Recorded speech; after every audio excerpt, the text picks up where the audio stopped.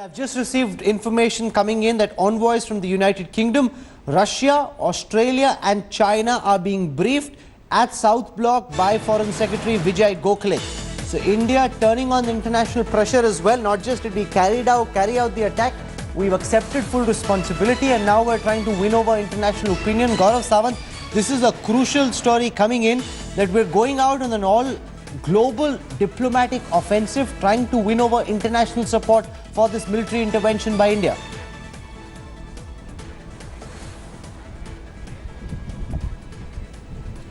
Rahul, because Pakistan has been desperately trying to engage with world powers and trying to deflect pressure on terror, and that is what India is doing, and it's happening at multiple levels. The foreign minister is doing that, the foreign secretary is doing that, the defense minister and the three service chiefs are also interacting with defense attaches and sending out the message about Pakistan's state-sponsored terror. The attack on Pulwama was directly linked back to Jaish-e-Mohammed based in Pakistan. Similarly, the attacks that have taken place in the past, India's dossiers given to Pakistan and Pakistan's inaction, whether it was the attack on the Pathankot airbase or 26/11 Mumbai terror attacks, where incidentally America gave a mountain of evidence about Hafiz Saeed and the involvement of Lashkar-e-Taiba investigations that were carried out by the FBI, and yet Pakistan took no action.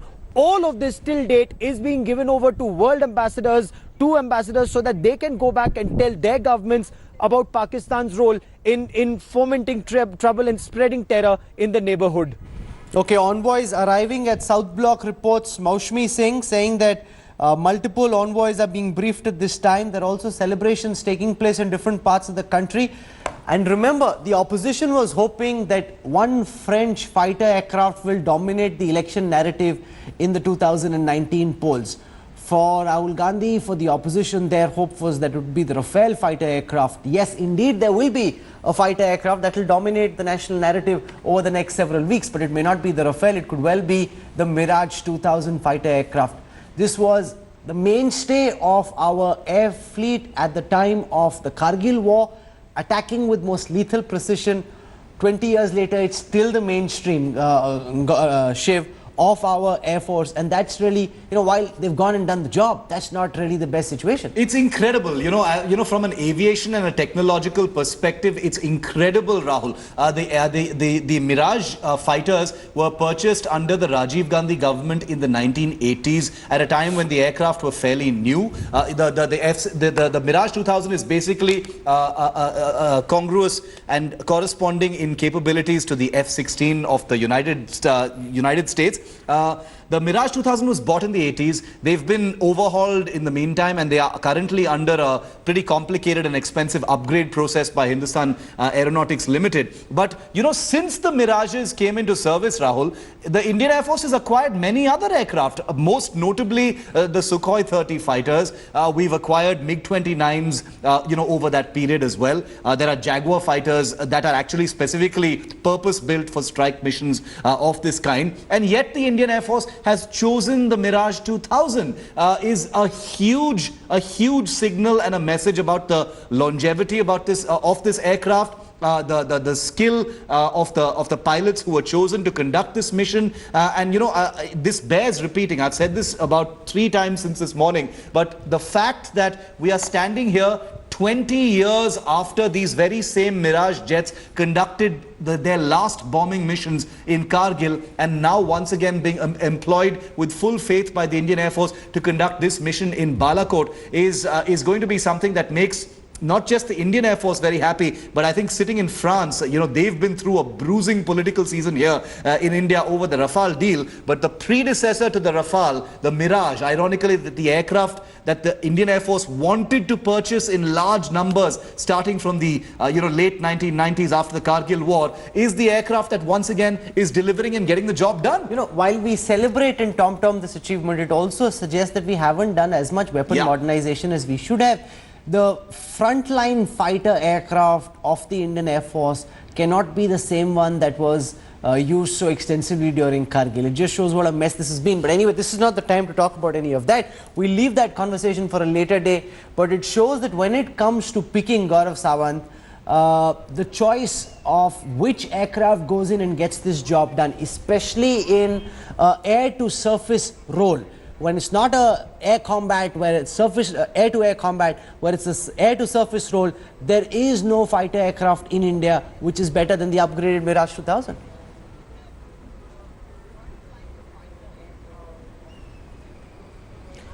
Undoubtedly, Rahul, the Mirages have proven themselves on more occasions than one. These Delta Wing aircraft that were procured in 1986-87, incidentally, were also an emergency purchase because our squadron strength was going down. The Pakistanis had acquired the F-16s, and that is why we needed something Western and as good, if not better. So that's where first you got the Mirages, and then you got the MiG-29 air superiority fighters. Now, I've seen these aircraft in operation in Kargil, and that's the time when they were bombing Tiger Hill. That precision guided munition that was used, Rahul, you and I were on that trip to the Gwalior Air Base subsequently. The precision guided munition that was used, with pinpoint accuracy, it went and hit on top of Tiger Hill, the 5 Pakistani bunkers that were there on Tiger Hill, destroying them. Similarly, similar precision used today, and perhaps we will see the video out soon. Now, that's again a decision that the government will take. Do they want to release the video? Because from what I've been told, again, this bombing at Balakot has been captured on camera, including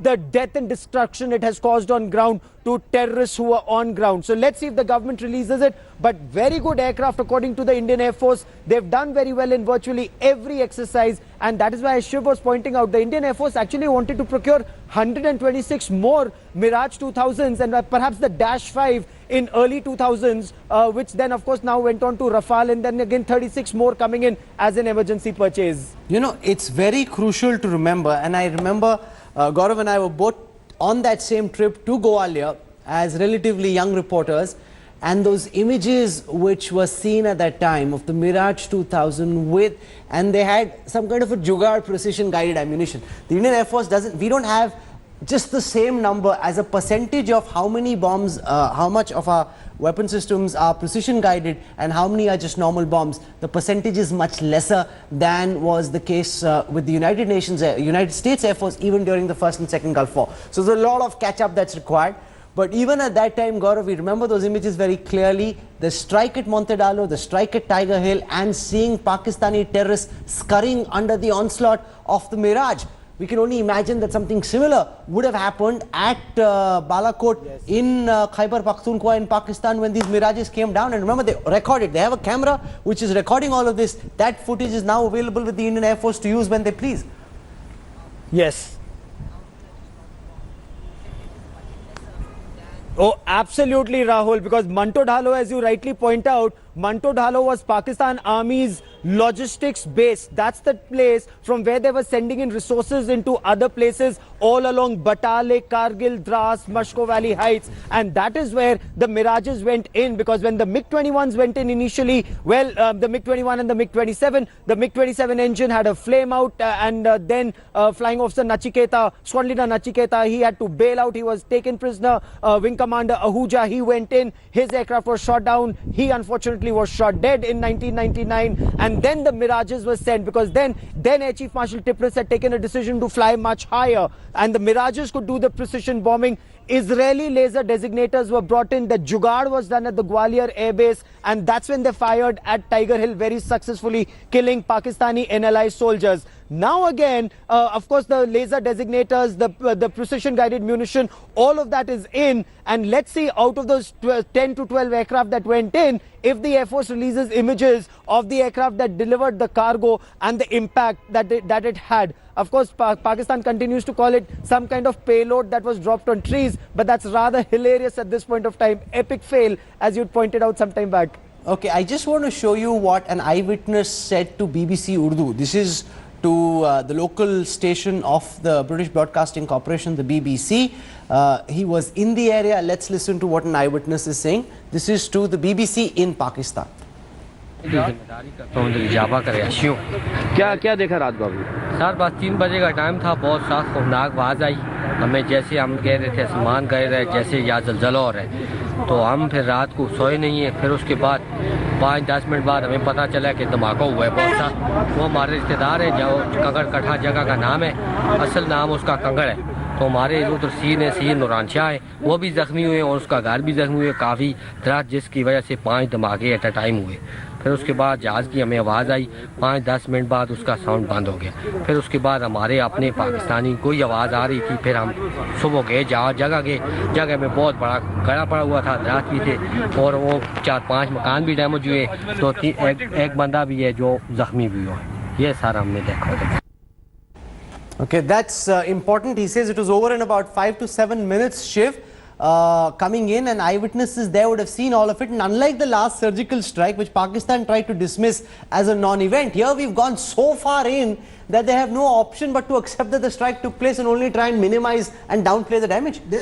Totally downplaying the damage, Rahul, and also the fact that Balakot in Pakistan and not in Pakistan occupied Kashmir happens to be about 80 kilometers from the nearest point on the line of control, suggests that this was a strike, like you're rightly pointing out, deep within Pakistan. So this was not, this was not a shallow strike by any stretch of imagination. If it was the Balakot in the Poonch sector, that would have been on the line of control. The Indian Air Force probably wouldn't have even had to cross the line of control to conduct those particular strikes. But Balakot is a completely separate ball game. It's on Pakistani territory. The strike which took place was apparently on a forested hilltop where this Jaish-e-Mohammed training facility was. As Colonel Vinayak Bhatt, the satellite imagery expert, has told us, this appears to be a pretty large facility which would perhaps corroborate, even though we don't have official information on that, the large casualties that are being reported by certain quarters, including certain news agencies at this time, and we're trying to get an independent verification on that. But the voices from the ground, the voices from the Pakistan media, the voices especially from the Pakistan government and establishment are completely predictable. They happened after the surgical strikes in Uri, the ground-based surgical strikes in Uri in 2016, and they're going to take place now. And the images that have been put out by the DGISPR showing those craters, also suggest that it's exactly what those are images of foreign envoys reaching the Ministry of External Affairs North Block in New Delhi, where a meeting has been called at this time to brief envoys of important countries like Australia, like China, the United States, the United Kingdom about the move made by India, and to be prepared for any eventuality.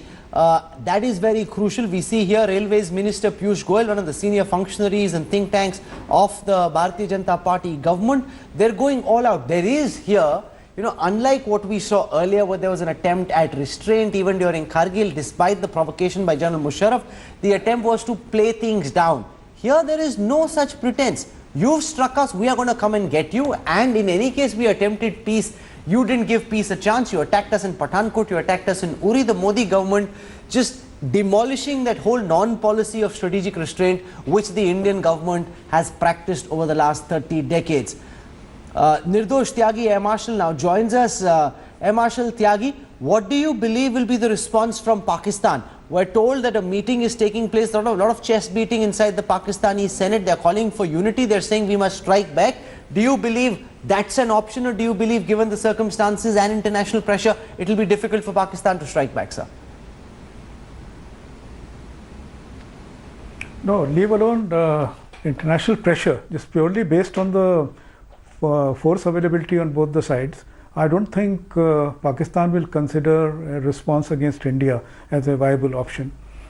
Our Air Force is capable of taking on any challenges. Army is also on alert.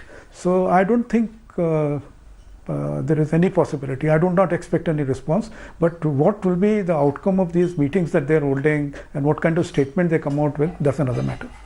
Thanks for watching the video.